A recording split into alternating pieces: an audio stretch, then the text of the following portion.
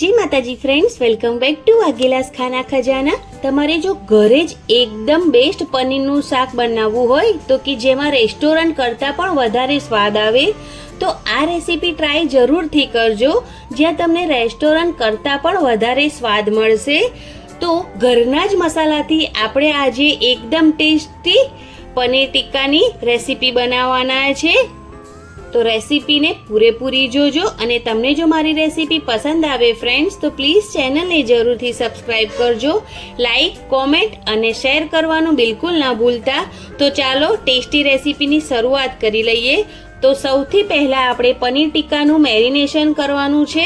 તો પનીર ટિક્કાનું મેરિનેશન કરવા માટે સૌથી પહેલાં મેં અહીંયા તવા પર 2 ચમચી જેટલો ઝીણો બેસન એડ કર્યો છે અને તેને થોડો શેકી લઈશું, વધારે નહીં, 1 મિનિટ માટે તેને થોડો શેકી લેવાનો છે અને ત્યાર પછી તેનો ઉપયોગ પનીર ટિક્કાનું મેરિનેશન કરવામાં કરીશું। તો હવે અહીંયા મેં એક મોટું બાઉલ લઈ લીધું છે અને તેની અંદર 1 વાટકી ભરીને મોળું દહીં એડ કર્યું છે। ખાટું દહીંનો ઉપયોગ આપણે બિલકુલ નથી કરવાનો। હવે જે બેસન શેકીને રાખ્યો હતો તેને એડ કરીશું। તો અહીંયા વધારે પાણીવાળું દહીંનો પણ ઉપયોગ નથી કરવાનો। હવે આદુ લસણની પેસ્ટ એડ કરીશું, ઘરે જ ખાંડીને રેડી કરી છે, રેડીમેડનો ઉપયોગ મેં અહીંયા નથી કર્યો, જેથી ખૂબ જ સરસ એવો ટેસ્ટ આવે। 1 ચમચી જેટલો ધાણા જીરું પાવડર એડ કર્યો છે, થોડો હળદર પાવડર એડ કર્યો છે અને મીઠું અહીંયા સ્વાદ પ્રમાણે એડ કર્યું છે। તમે આશરે અડધી ચમચી જેટલું મીઠું એડ કરી શકો છો। થોડી કસૂરી મેથી એડ કરી છે, જેનો ટેસ્ટ આ શાકમાં ખૂબ જ સરસ આવે છે અને 1 ચમચી જેટલું અહીંયા મેં તેલ એડ કર્યું છે। તેની સાથે થોડું તીખું લાલ મરચું અને થોડું કાશ્મીરી લાલ મરચું બંને મિક્સ કરીને એડ કર્યું છે, જેથી ખૂબ જ સરસ એવો લાલ એવો કલર પણ આવે ને થોડી તીખાશ પણ આવે। હવે બધા જ મસાલા, બેસન અને દહીંને એકદમ સારી રીતે આપણે મિક્સ કરી લેવાનું છે।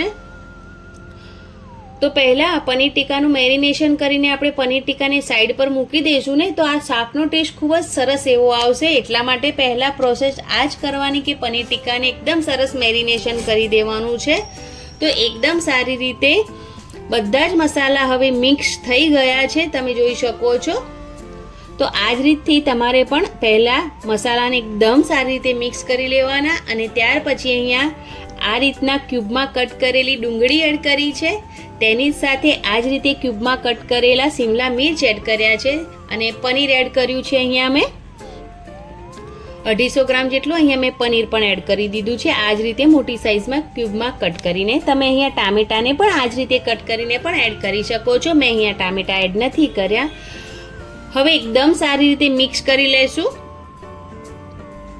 તો જે મેરિનેશન છે એનું એકદમ સરસ કોટિંગ થઈ જવું જોઈએ બધા શાકભાજીમાં, એ રીતે આપણે એકદમ સરસ રીતે મિક્સ કરી લીધું છે ને તમે જોઈ શકો છો ખૂબ જ સરસ એવું કોટિંગ પણ થઈ ગયું છે। તો હવે આ પનીર પર આપણે ઢાંકણ ઢાંકી અડધા કલાક માટે આપણે તેને ફ્રીજમાં મૂકી દઈશું, જેથી એકદમ સરસ કોટિંગ પણ થઈ જાય અને આપણું આ શાક છે ખૂબ જ સરસ બનીને રેડી થાય એટલા માટે। તો અહીંયા મેં અડધો કલાક માટે તેને ફ્રીજમાં રાખી અને કાઢી લીધું છે અને તમે જોઈ શકો છો ખૂબ જ સરસ એવું કોટિંગ પણ આ થઈ ગયું છે।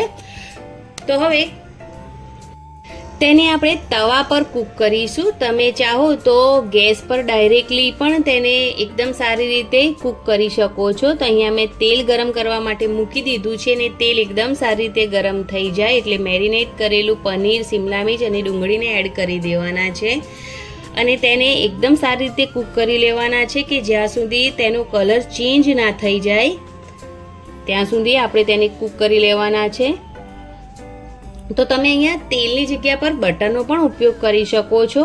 આ રીતે મેરિનેટ કરીને જો તમે પનીરનું શાક બનાવશો ને તો ખૂબ જ સરસ એવું શાક બનીને રેડી થાય છે। થોડી મહેનત લાગે છે પણ ખૂબ જ સરસ એવું શાક બનીને રેડી થાય છે। તો એકવાર તેને હલાવીને મિક્સ કરી લેવાનું અને 2 થી 3 મિનિટ માટે તેને કૂક કરી લેશું તો ખૂબ જ સરસ એવો પનીરનો કલર પણ ચેન્જ થઈ જશે।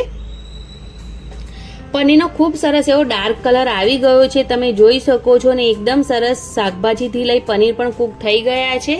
તો હવે તેને સાઈડ પર મૂકી દઈશું। 2 થી 3 મિનિટની અંદર જ પનીર અને શાકભાજી બધા જ કૂક થઈ જાય છે। તો મેં અહીંયા આ રીતે તવા પર કૂક કર્યા છે, તમે ડાયરેક્ટ ગેસ પર પણ તેને શેકી શકો છો। હવે આગળની પ્રોસેસ માટે કઢાઈ મૂકીશું અને કઢાઈમાં તેલ ગરમ કરવા માટે મૂકી દઈશું અને તેલ ગરમ થાય એટલે તેની અંદર થોડું બટર પણ અહીંયા મેં એડ કર્યું છે, બંને મિક્સ કર્યું છે. તમે તેલમાં પણ ખાલી આ શાકને બનાવી શકો છો અથવા બટરમાં પણ બનાવી શકો છો. એકદમ સારી રીતે બટર મેલ્ટ થઈ જાય એટલે તેની અંદર 1 ચમચી ભરીને મેં અહીંયા જીરું એડ કર્યું છે. જીરું ક્રેકલ થાય એટલે તેની અંદર એકદમ ઝીણી સમારેલી 1 નંગ ડુંગળી એડ કરી છે. તો ડુંગળીને પણ એકદમ સારી રીતે તેલ સાથે મિક્સ કરી લેવાની છે અને થોડી સોફ્ટ થાય ત્યાં સુધી તેને કૂક થવા દેવાની છે. તમે અહીંયા થોડા ગરમ મસાલા પણ એડ કરી શકો છો આખા, પણ મેં અહીંયા તેનો પાવડર એડ કરવાની છું એટલે અહીંયા મેં લાસ્ટમાં એડ કરીશ, પણ તમે અહીંયા પહેલાં પણ એડ કરી શકો છો, જેમ કે તમાલપત્ર છે, લવિંગ, મરિયા, એ રીતના. થોડી ડુંગળી સોફ્ટ થઈ ગઈ એટલે મેં તેની અંદર આદુ અને લસણની પેસ્ટ એડ કરી છે. ઘરે જ ખાંડીને જે રેડી કરી છે તેને જ એડ કરી છે. ધ્યાનમાં એ રાખવું કે આ શાકમાં રેડીમેડ પેસ્ટનો બિલકુલ ઉપયોગ નહીં કરવાનો. જેમ બને તેમ ઘરે બનાવેલી જે પેસ્ટ છે તેનો ઉપયોગ કરશો ને તો આ શાક ખૂબ જ સરસ એવું બનીને રેડી થાય છે. એટલા માટે ડુંગળી એકદમ સારી રીતે કૂક થઈ ગઈ છે. તો અહીંયા મેં 2 ટામેટાને પ્યુરી બનાવીને રેડી કરી છે, તેને એડ કરીશું. તો ટામેટા અહીંયા કાચા જ ટામેટાની મેં પ્યુરી બનાવીને રેડી કરી છે, તો તેને પણ અહીંયા મેં એડ કરી દીધી છે અને તેને પણ મિક્સ કરી લઈશું. ગેસની ફ્લેમ અહીંયા હાઈ જ છે. હવે એકદમ સારી રીતે ટામેટાની પ્યુરીને પણ મિક્સ કરી લીધા પછી આપણે તેની અંદર થોડા મસાલા એડ કરી દઈશું, જેથી ટામેટા એકદમ સારી રીતે ફટાફટ કૂક થઈ જાય. તો સૌથી પહેલાં અહીંયા સ્વાદ અનુસાર થોડું મીઠું એડ કર્યું છે, થોડો ધાણા જીરું પાવડર એડ કર્યું છે, થોડી હળદર પાવડર એડ કર્યો છે અને થોડું અહીંયા મેં કાશ્મીરી લાલ મરચું અને લાલ મરચું મિક્સ કરીને એડ કર્યા છે. તમે અહીંયા થોડો ચાટ મસાલો પણ એડ કરી શકો છો, પણ મેં દહીં એડ કર્યું છે એટલે થોડો ચાટ મસાલો મેં અહીંયા સ્કીપ કર્યો છે. એટલે તો એકદમ સારી રીતે મસાલા અને ડુંગળી ટામેટાને મિક્સ કરી લેવાના છે અને મસાલા ડુંગળી ટામેટા એકદમ સારી રીતે કૂક થઈ જાય એટલા માટે આપણે તેને ઢાંકણ ઢાંકી 2 થી 3 મિનિટ માટે તેલ છૂટું ના પડે ત્યાં સુધી આપણે તેને કૂક કરી લેશું. અહીંયા જે ગેસની ફ્લેમ છે એ મીડિયમ કરીશું અને મીડિયમ ગેસ પર મસાલાને આપણે કૂક થવા દઈશું, જેથી એકદમ સરસ મસાલા પણ કૂક થઈ જાય. 3 મિનિટ જેટલો ટાઈમ થઈ ગયો છે અને તમે જોઈ શકો છો કે તેલ ઉપર આવી ગયું છે ને એકદમ સરસ ડુંગળી ટામેટા અને મસાલા કૂક થઈ ગયા છે. તો જેટલું તમારું જે આ ડુંગળી ટામેટા અને મસાલા એકદમ સારી રીતે તમે તેની ગ્રેવી કૂક કરી લેશો ને તો તમારું શાક ખૂબ જ સરસ બનીને રેડી થશે.